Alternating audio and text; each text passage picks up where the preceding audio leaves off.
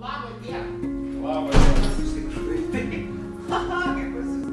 Iš tikrųjų, jeigu reikėtų prisiminti tuos laikus, aš turėjau tą problemą, kuri labai juokingai skamba, bedantė problema. Dabar tai būtų juokingos istorijos, nors iš tikrųjų tai juoko ten buvo labai maža. Aš išmokau meluoti. Aš išmokau meluoti, kad yra viskas gerai. Po gimdymo man atsirado tos problemos. Pagimdžius vaikus, taiga mano dantis apleido mane. Iš tikrųjų, tai jeigu man Dantevitos vadovas Marijus, su kuriuo mes buvom pažįstami, nebūtų pasiūlęs, aš turbūt būčiau neišdrįsus, nes aš netikėjau, kad galima taip pat pakeisti kardinaliai gyvenimą. Jeigu kas nors būtų pasakęs, kad taip mano gyvenimas keisės, aš niekada nebūčiau patikėjus.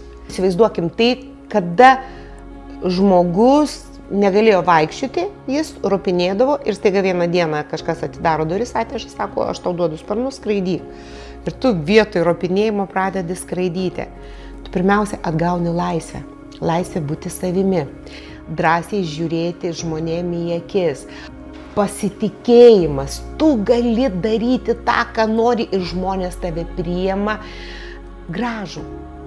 Ne savo visokia fiziologinė išvaizda, bet gražų todėl, kad tu esi drąsus, tu esi laisvas. Laisvas žmogus yra nuostabus. Niekada negalvojau, kad dantis gali sutvarkyti žmogaus laimės reikalus. Net nesuvokiau tokio dalyko. Ir kai aš matau kitus dabar žmonės ir man taip norisi prieiti ir pasakyti žmogau, daryk su savo gyvenimu tai, kas įmanoma, tvarkykis.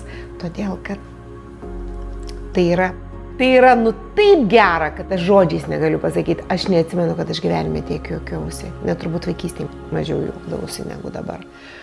Taip, mano gyvenimas pasikeitė kardinaliai.